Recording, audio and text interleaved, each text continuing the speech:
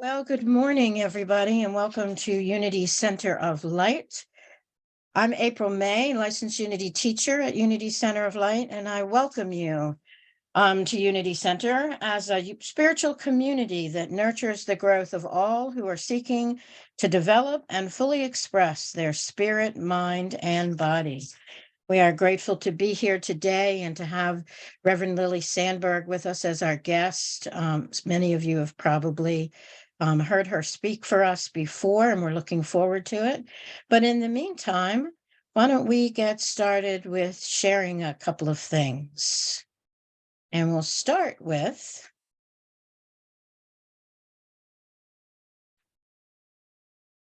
hitting the share button, which helps.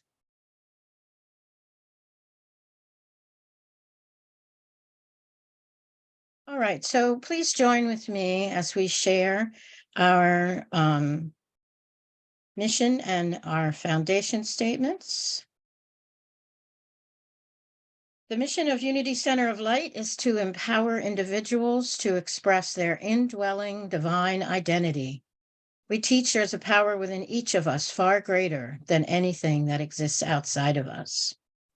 And our foundation statement, there is only one power and one presence active in my life and affairs, God the good, omnipotent. Amen. And now I'd like to invite Bonnie to share the daily word with us for today.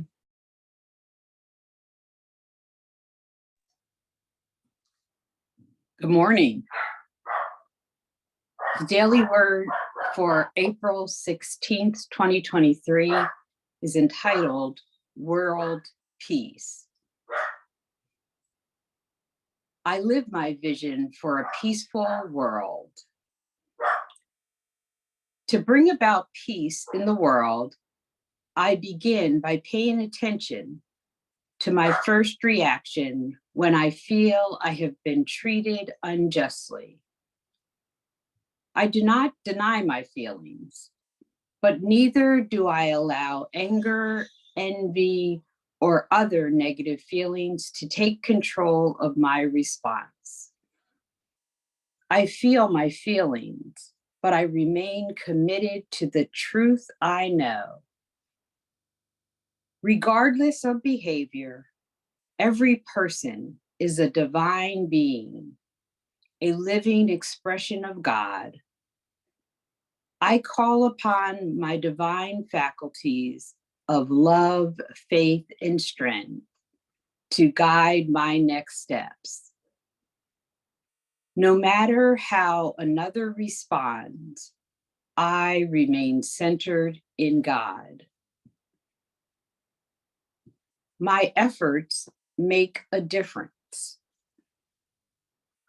Peace between individuals creates peace within families, in communities, and among the nations. And the scripture reading from today is taken from Isaiah 32:17. The effect of righteousness will be peace. The result of righteousness, quietness, and trust forever.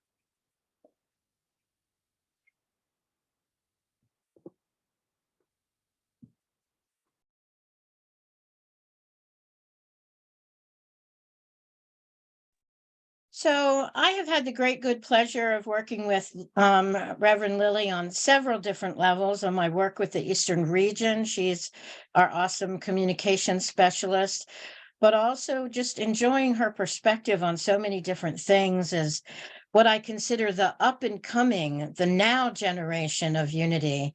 And so we enjoy always hearing from you, Lily. And I guess my question for today is, so now what? Good Take it morning. away. Absolutely. So the title of my talk is So Now What? And I came up with this in a little bit of a joke because we get through this Easter season, this banner week of Jesus from being fully alive, knowing his greater purpose, fighting against his greater purpose, the death, the void, the resurrection. We get to this point. The world has changed. The Christ is arisen in us. And then we say, So now what? And so as we were thinking about this, as I was putting myself in the characters of the Easter story, you could imagine them saying, so now what?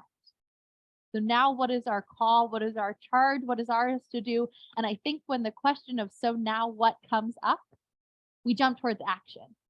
We jump towards saying, this is what I have to do next. We look at all of the options on the table, our charge, our catalyst, our call, and we say, this is what I'm going to do to answer so now what? And I would like us to maybe say, what if we didn't do anything? What if we sat in the now moment? What if our answer to so now what was being here now? When I come up with sermons, when I'm asked to speak, one of my philosophies in ministry is the topic, the juiciness, the spiritual part of this journey is always going to be something that I am actively working on myself, because that is how I can show up as an authentic minister, as a connector, as an undone piece of spiritual growth, as we all are, which is not always what I saw from ministers in my past. So that's what I want to bring. And so now what, and being fully present in the moment is not something I'm great at. It's something that I actively have fought against, because sometimes the now moment sucks. When you're in grief, when you're in pain, when you're like, I would rather look back on those happy memories or look forward to all of the things that could be better. I don't want to be here. And I want to take a moment to just validate that realness, that in our humanity, as we all are, even after this Jesus story, our Christ consciousness coming into fruition, being fully remembered and realized in each of us, it's our humanity that we have to toggle with too. And sometimes as pieces of that humanity, when we say, so now what? It's easier to jump into action than to sit in. Because sometimes sitting in it is really upsetting. It feels really powerless. It's full of grief. It's full of pain. We don't want to be here. And so when we talk about the now moment and being present, if that is part of your experience of your heart and mind and life right now, I just validate whatever you need to do, what is best for your heart today, you do that. Because sometimes we talk about the now moment and it is having a new great grandbaby, and that now moment rocks, and you just get to savor it, because that now moment is perfect and whole and divine and holy, and we can see it. But part of our spiritual journey is knowing that what is true for me in this moment is not true for anyone else in the entire world. That my now moment, my present, is having to acknowledge the truth of who I am and the truth of my now moment being different and unique from everyone else's.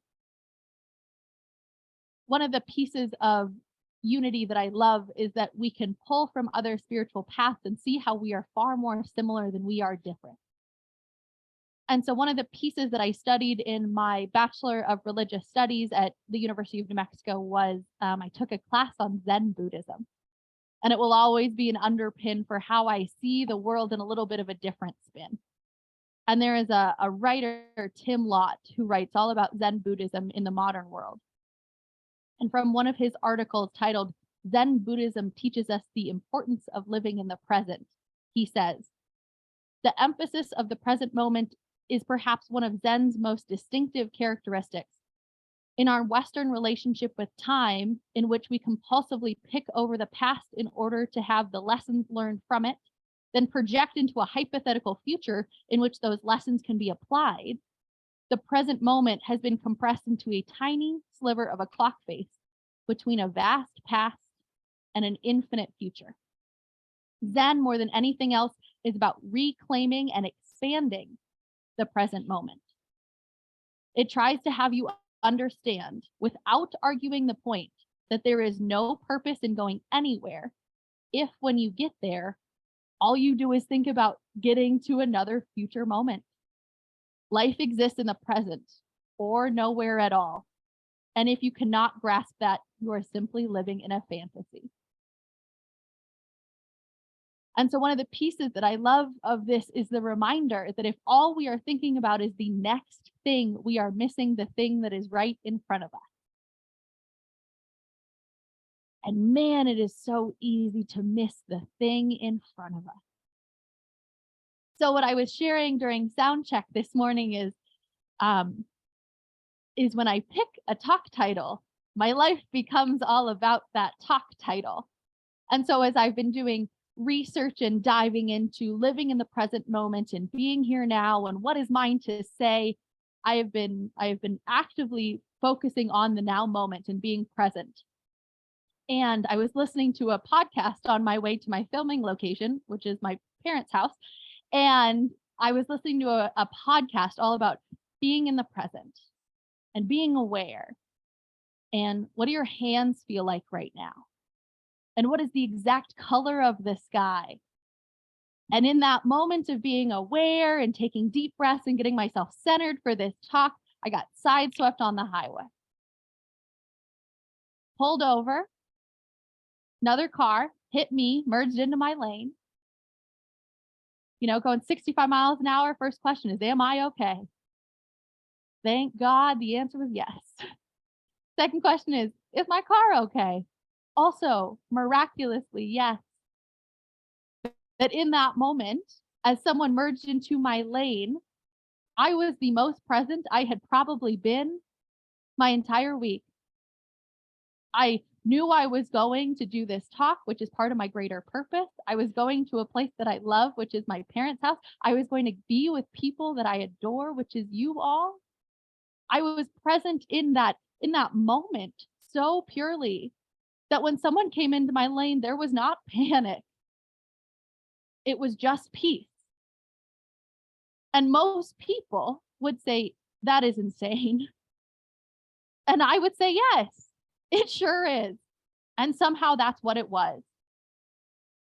And I appreciate that if I am just an expression of the divine, then the divine has some drama and irony and sarcasm to it. But that was a little on the nose, Spirit, to be so aware that I needed to have a car hit me to have this experience.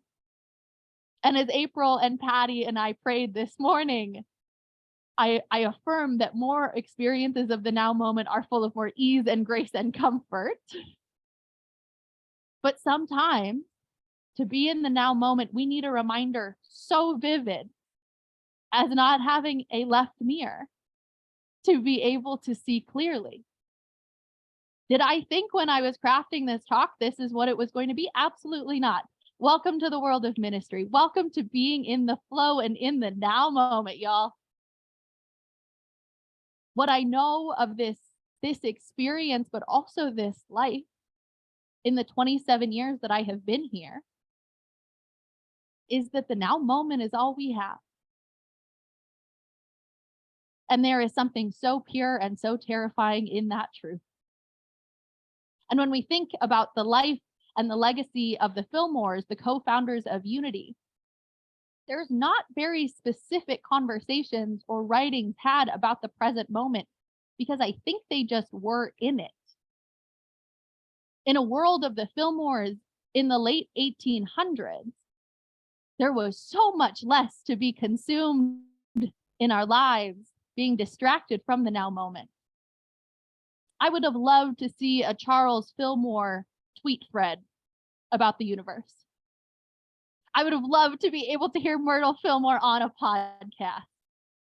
But in their lifetime, their legacy, their lessons for us were so intrinsically in the now moment that we have to pull ourselves into that space of the now, that space of the present that the Fillmores were just talking from, just living from, without any of the 21st century fun and distractions that come as we are on this spiritual path. One of the reminders that I constantly have is I get to choose when I am in the now moment. And sometimes I need to make that choice a little more actively. When I was in high school, one of the rallies that I went to in the Youth of Unity was called Be Here Now. And it was about 200 teens being focused on the now moment. And one of the things that I will always remember from one of the workshops given by one of the regional officers of that time is he said, what if every notification noise or email received or text or honk of the horn was my call to be present in the now moment? What if I took all of the things that demand my attention to go elsewhere? That is my call to go inward. And I have thought about that for years. I was 14 when I heard that. And there is still something that changes in me when I am reminded of that and I see the notifications on my phone. And that is my cue to say, I'm going inside. I'm taking those deep breaths. I'm getting present in this instead of saying, let's give my attention elsewhere.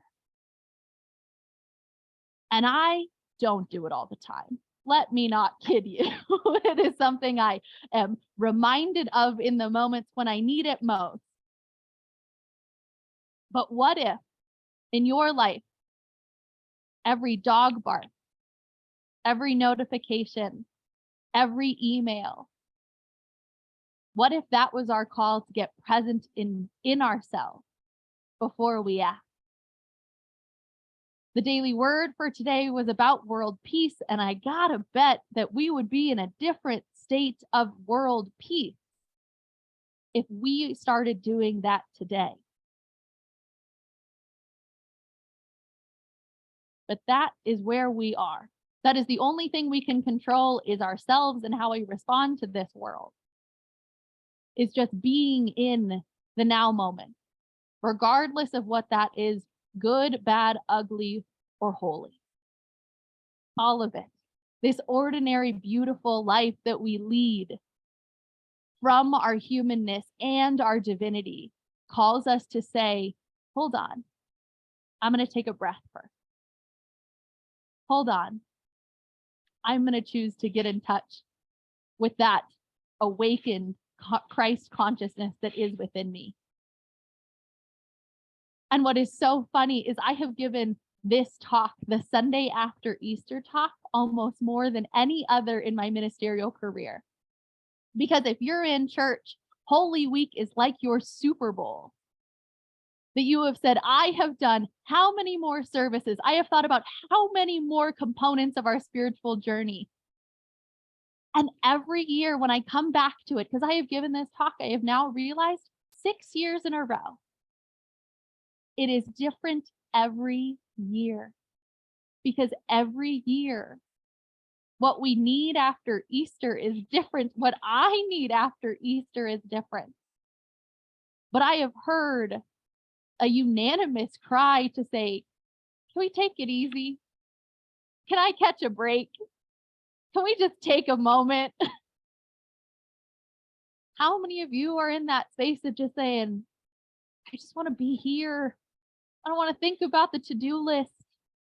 I don't want to get stuck in the past. I want to be here, now, in the present. There is a book of blessings that I have so deeply loved, especially this Easter season. It is called Good Enough, 40-ish devotionals for a life of imperfection. It is a book by Kate Bowler and Jessica Ritchie. And if you are looking for some blessings about the real world, Kate Bowler is an incredible author. She is a professor at Duke Divinity.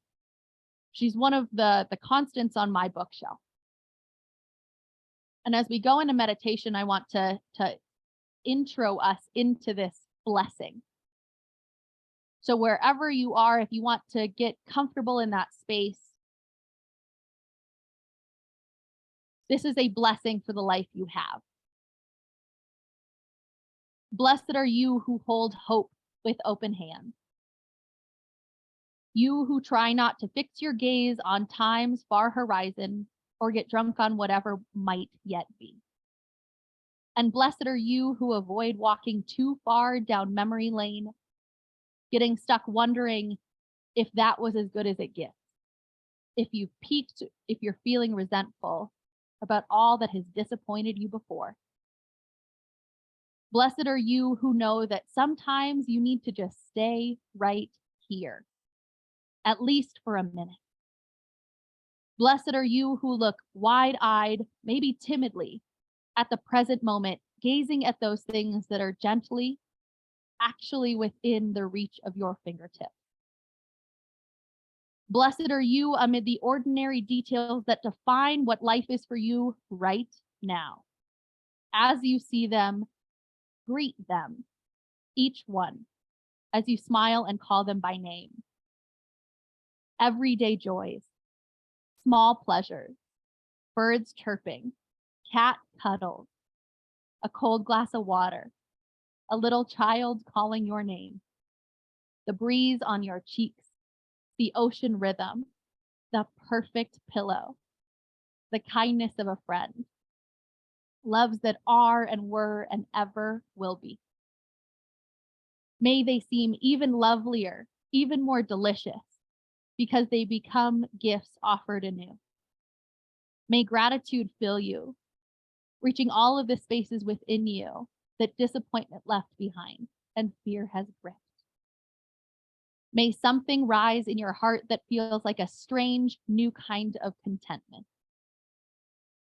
Because this isn't what you had planned, but it surprises you that being here now is so good, satisfying, in a way that you know you can come back to, a place that can sustain you through whatever may come. Blessed are you, finding that life is good because it is enough.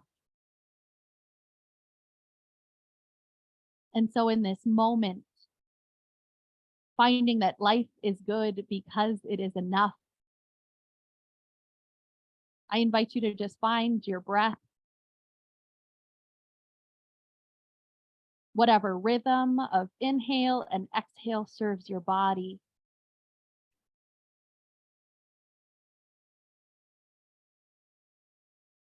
And I invite you to just continue with that rhythm, connecting your breath, knowing it is nourishing every cell in your body.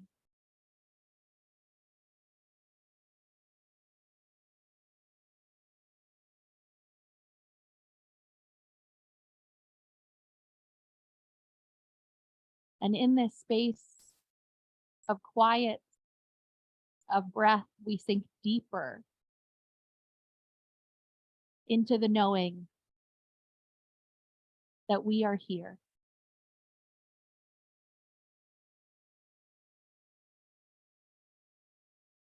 We are here now, wherever we are.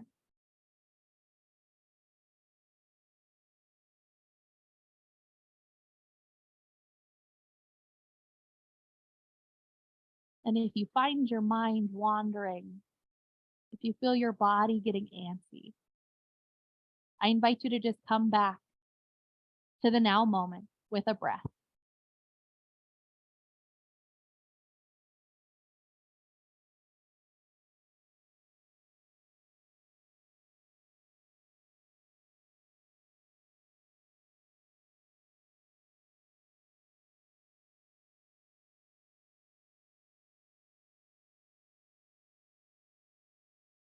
And as we continue to breathe, I invite you to say an affirmation to yourself. And that affirmation is, I am here now and I am supported.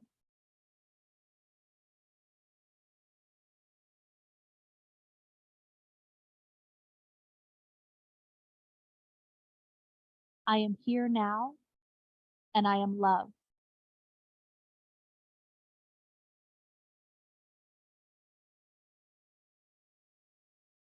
I am here now and I am at peace.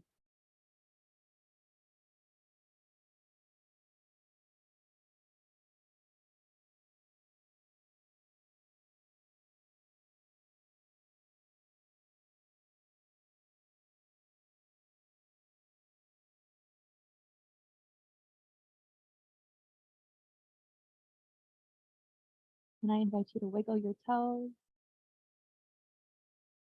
shrug your shoulders,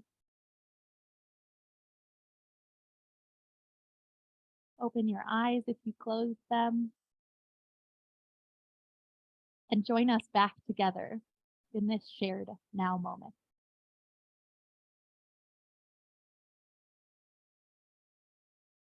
Thank you so much.